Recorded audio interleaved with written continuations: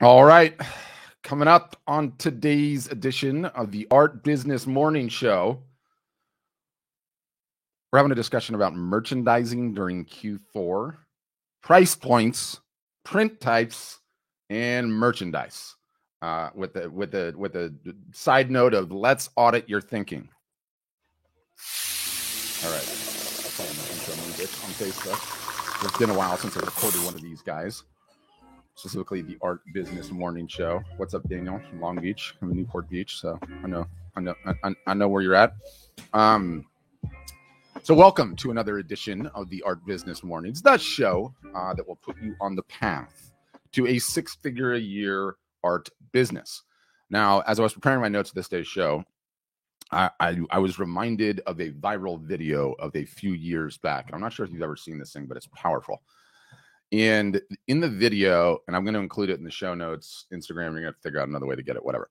And it's of this blind beggar, and he's down on the ground in some sort of European city center. I think it's in Scotland or Ireland or something. And he sat down in front of a tin cup, and his sign says, "I'm blind, please help," right? And so various different people are shuffling by on either side of him, and they're throwing some change in his cup.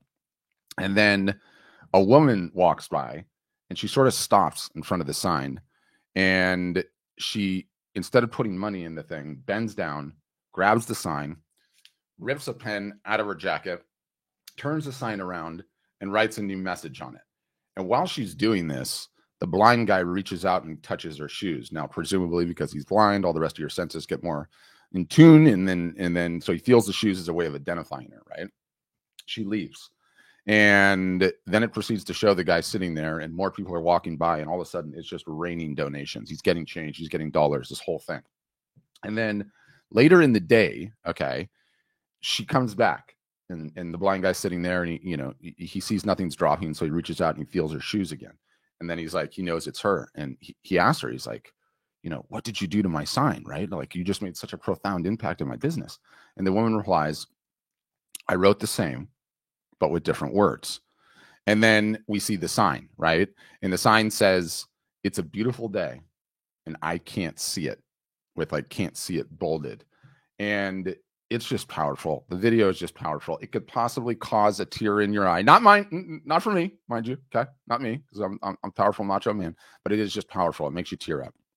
And the video ends with these words: "Change your words, change your world." Okay. And I thought about that. That sort of stuck in my mind as I was finishing the script for this thing today.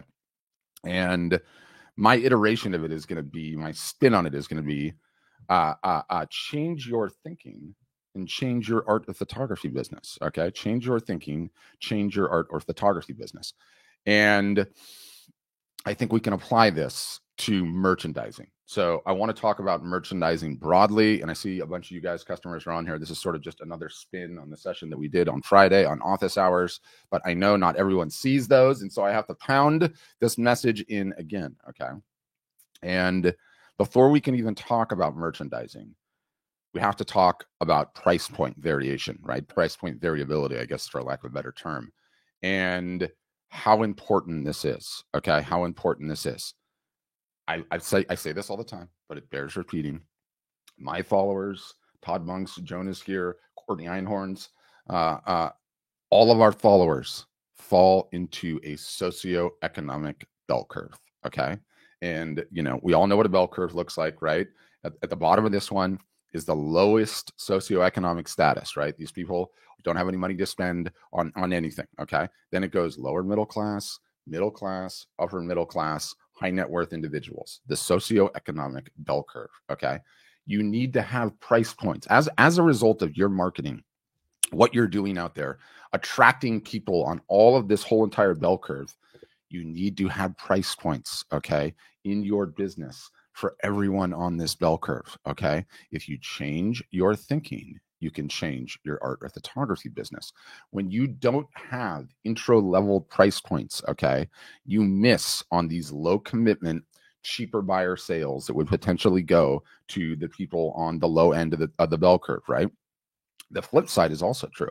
When you don't have high price points, you can potentially miss out on the whales, the high net worth individuals that are not afraid to stroke a 10, 20, 30, 40, $50,000 check, even higher. Okay. And this becomes so, so important. I mean, I have looked at so many different stores and so many different operations where the starting price point is in the thousands, in the several thousands. It's $1,800 on a limited edition, and then it goes up to $10,000 on the originals, and that's it. And that's the starting price point in your store. Now, when you have the lowered price points, all of a sudden you're opening yourself up for all these other markets. Okay. It's as important on the low end of the scheme as it is on the high end of the scheme. And the good news is it doesn't matter what the it is. Okay. I don't care how you achieve the price point. The point is you need to have the price point for those inexpensive folks. Right. And I think back to my viral video, right? Like, and my rant riff on it, which is change your thinking and change your art or photography business. The way that everyone thinks about the cheaper price points, and whether it's cheaper price point prints or whether it's merchandise of any capacity, everyone thinks of it as like crappy quality, small, make very little money on it. And what is the point? Why would I have it, right? I just here to target high net worth individuals. That's what I am. Understand the game you guys are playing, okay? Understand this game, this chosen profession that you guys have elected to do, okay? You're not hobbyists. You don't want to have a hobby, okay? Anyone can have a hobby. You want to have a business such that you can continue to grow year over year over year and monetize your creative talent, okay? That's what we're all here to do. And understand the game that you're playing. You are playing the long game, okay? Everyone that's listening to this now, that's listening on the podcast later, you are playing the long game, okay? And when you understand that, when you change your thinking to the long game, you have this profound ability to change your whole business. You have to understand what these cheaper price points do to your business, okay? It's got nothing to do with how much money you make on them. Okay. It's got nothing to do whether you think the merchandise is cheap and kitschy and lame. Okay. It has to do with marketing. All these cheaper price points do is get you a beachhead into your customers' homes. Okay. It gives you the ability to have one of your creations on a potential future customer's walls for perpetuity, or in their hands in the case of a tote bag, or on their couch in the case of a pillow, or some tiny little prints in their bathroom if that's so inclined.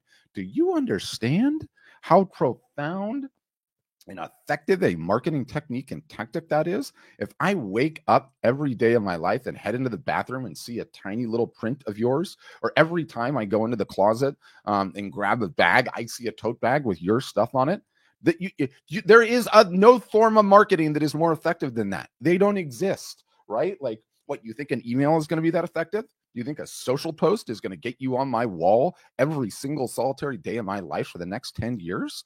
It is one of the most profoundly effective marketing techniques you could do. And when you understand this, when you change your thinking, when you invert your thinking from, oh, it's cheap, these are cheap buyers, it's cheap merch, I don't make any money on it.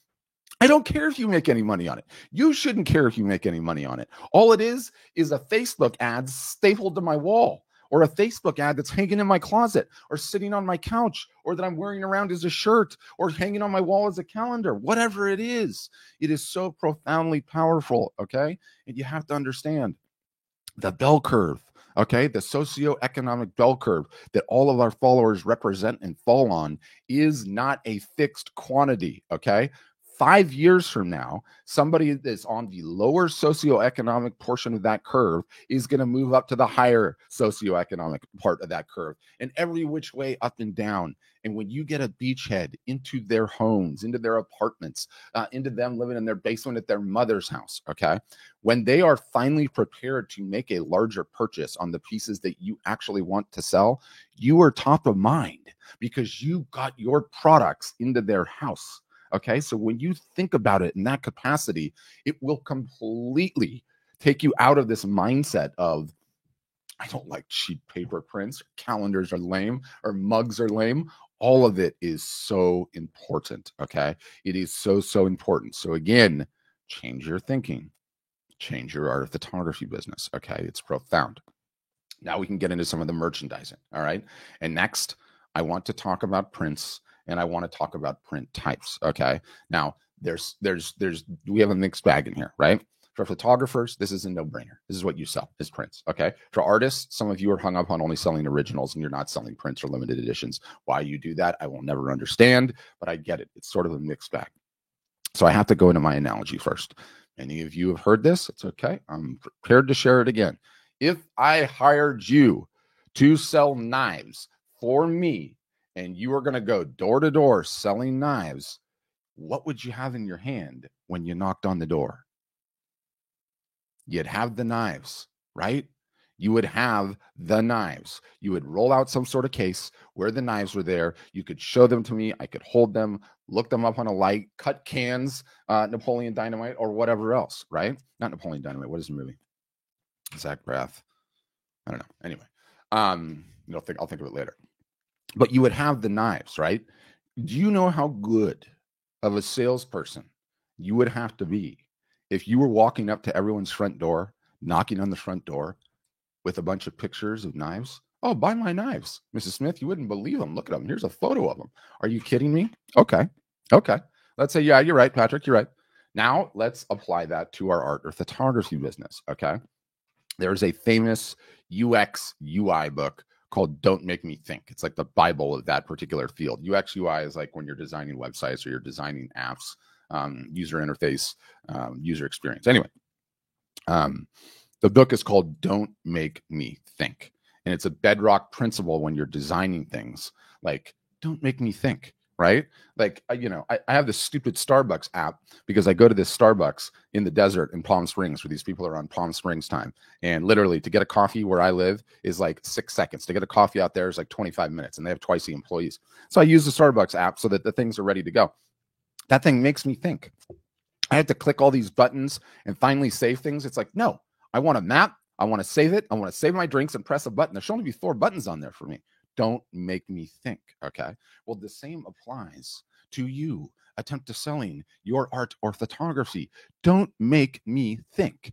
Do not assume that I am as creative as you, your potential buyer, as creative as you, the creative, and that I can be shown a JPEG, okay, that I can be shown a photo of the knives, and that I'm somehow capable of visualizing that thing on my wall, okay? I can't do that. You're making me think. You're making me think way too hard. And yet everyone keeps doing this. You just keep showing JPEG after JPEG after JPEG. It's in your social media marketing. It's in your emails. It's all over the place. And I hate to say it, even the fancy mock-ups, right? I like the fancy mock-ups, okay? I was looking in our Facebook group. Somebody was showing off their new fancy mock-ups that they did today in Canva. Fantastic. They're better than a regular JPEG, but it is not the same thing. It is not the same thing. It will never be as effective as you holding up the actual print, okay? You holding up the actual print and you showing it to me and you showing me that it's real, that it can go on a wall, that it's ready to hang, that it doesn't need a frame, right? This is showing up to the front door with the knives. And yet, how often are you guys not showing up to the front door with the knives? All the time. This has height and weight and texture and detail. And guess what? I can covet it. I can lust after it evenly. Do you know how hard it is to lust after a JPEG? Don't worry, I'll wait. Yeah, exactly. This is real, okay? This is real. Do not make your potential buyers think. Okay, this goes, how many digital artists do we have that are following this thing that listen to this podcast? Like, can I just show a screen share of my art? Can I just show the JPEGs? No, not if you want to sell them, because you're trying to make me think too hard. And I can't visualize your damn 2D image, okay, that you're showing on a screen or you're showing me on Instagram on the wall. I'm sorry, I can't do it. My brain doesn't work like yours, okay? So understand merchandising. 101, you have to have the knives. You have to have the print in your actual hand. You need to be able to show it. You need to be able to talk about it. So important. So important. In addition to that, okay, there are 5 main media types that I think every artist and every photographer should show. Now, are there individual circumstances where your particular medium is not fantastic on a particular media type? Yes. Okay. Yes. But in general, as a theme, one of the things that I'm profoundly aware of is how few people turn on the correct media types. Okay. And this is another one of those things where if you change your thinking, you will change your business, because everyone just assumes they know their customers so damn well that they know exactly what media types to offer. And because they know, and mind you, they're not talking to any customers. I know you're not talking to any customers, and don't lie to me that you're talking to customers. Okay. You're not talking to anywhere near enough customers. And unless you've talked to hundreds, you are lying to me. And you're more important, you're lying to yourself. You're letting us both down. You're letting us both down. Do not assume you are smarter than your potential buyers. Do not assume you know what your potential buyers want. Okay. There are 5 main media types as it pertains to prints that I believe every single solitary business owner should be offering. Okay. And for some of you, this is a little bit more difficult. For us, art storefronts, for the customers, it costs you nothing to turn these things on. Zero. It costs you nothing to find out if you are indeed not smarter than your customers and your customers are actually smarter than you. They know what they want. Okay. It's like, it's almost like a level of arrogance. It is a level of arrogance, quite frankly, having one media type because that's what you like. Like, fine, if that's what you like, go ahead and do that. But let me tell you, change your thinking, change your art or photography business. Okay. 5 main media types, extremely simple to offer these. Pick a paper. Okay. It can be textured, non-textured, whatever it is, pick one. Have paper prints. Okay. Have canvas. Okay. Used to be one of the most popular guys on the block. Still very important. Have canvas. It doesn't need a frame. Okay. It can hang on the wall. Have metal, have acrylic, have wood. Very, very easy to offer all 5. When you do, okay, and when you don't just have them, but you have them ready to show on a whim. Okay. Even if your customer does not ever want to buy a wood print, is not contemplating a wood print, I'm coming to you because you are the subject matter expert. Okay. Maybe I saw a wood print in someone else's house and I actually want it. And you're like, you know what? I don't love wood, but I can show it to you. Here's what it looks like. And while I don't normally offer it, if that's what you would like, Mr. Smith, I'm happy to show it to you. I have it here. Okay.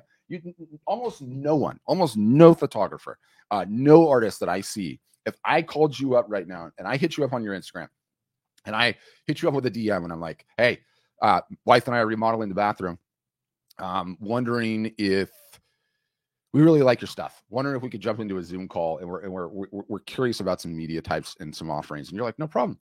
And then I get on the call with you and you're like, I'm like, hey, I don't really understand the difference between paper and metal and canvas and acrylic and wood. Do you think you could give me some finer points on what that looks like and what my wife and I maybe want? And then what are you going to do? You start doing sign language? You start doing charades? Oh, yeah, this is what metal... No. This is actually shinier than acrylic. Yeah. Acrylic's like metal, but it's a little bit thicker. If you don't have the damn props, I don't know how you're running that puppet show. I honestly don't. In fact, you're not. Let's be honest. You're going to lose the sale. You are meant to be the subject matter experts in what you're selling. And how many of you do not have the 5 media types, whether you offer them or not? How are you supposed to sell if you can't even articulate to me the differences in which your work is available to go on my wall? And how many of you are not doing this? There are so many that are not doing it. It is ridiculous. Okay. It is absolutely ridiculous. And I see this time and time and time again. And I don't want you guys doing this anymore. And I especially don't want you doing it ahead of Q4. Right.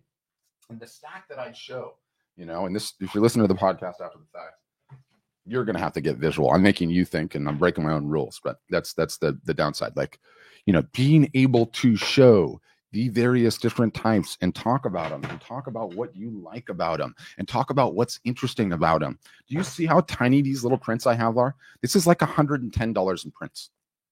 I can just show you the 5 just like that. How quickly did I do that? I can articulate to you in 2 seconds the difference between metal and acrylic, what I like about them, what the shimmer, the shine is, how they hang on the wall, the fact that they're both ready to hang, the finer points. So too with wood, so too with canvas, so too with paper. And yet none of you guys have them.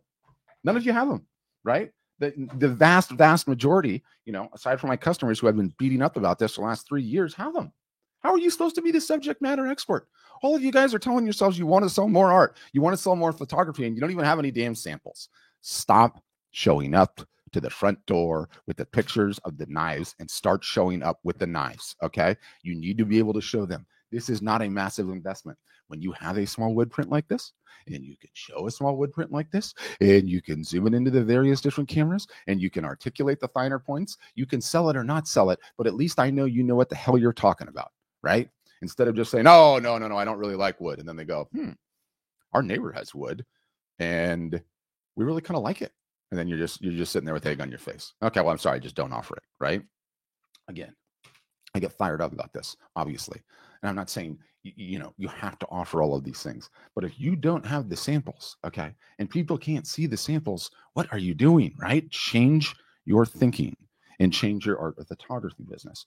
And, as I go through that rant, right, on print types, on price point variation in your store, on, merchandising 101, let's just invert our own thinking again.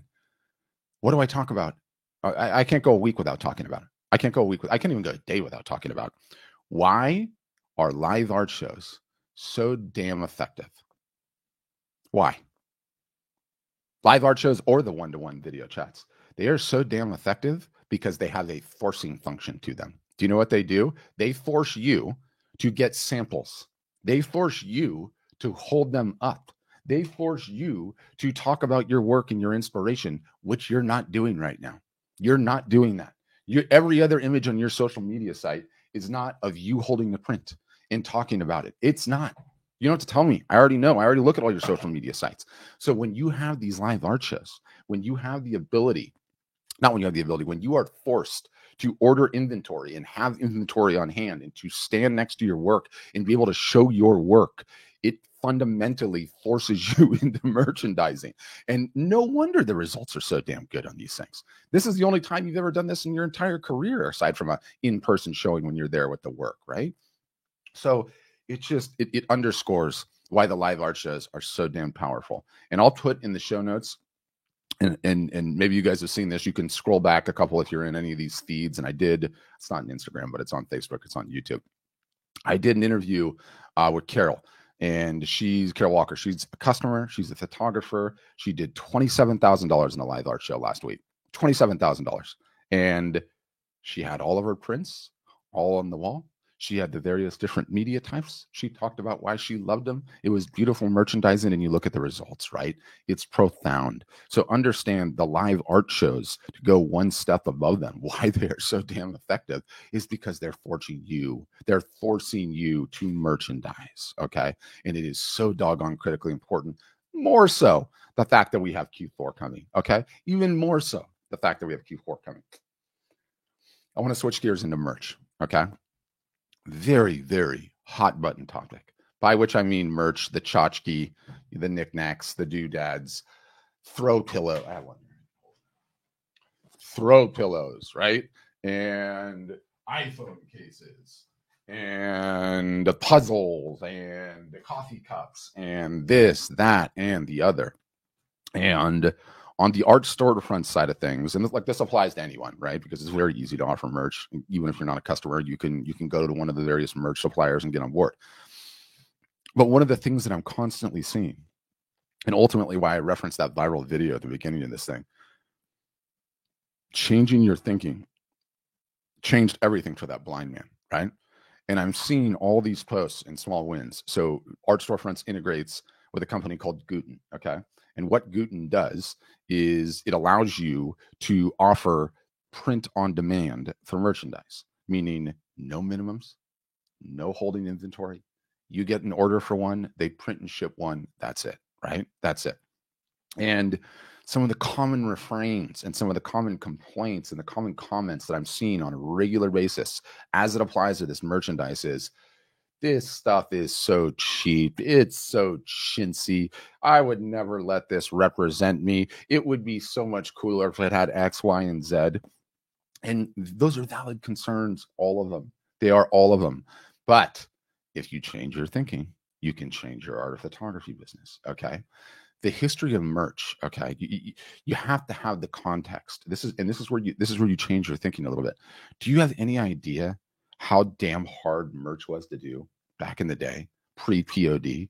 when you had to do minimums and you had to get samples and make sure it was all good and put down payments and then inventory all this stuff and then hope that you would sell it all, because if you wouldn't sell it all, then you lose on the whole endeavor. That was an extremely unadvantageous situation. Now, granted, you could have got some much higher quality stuff doing that, but it's even more expensive, right? So it was a really difficult waters to navigate. POD is such an absolute game changer, right? It's an absolute game changer. And so many people get hung up on the fact that it's, this merchandise is cheap, it's chintzy, I would not offer that crap, it comes from China, this, that, or the other, whatever the concerns are.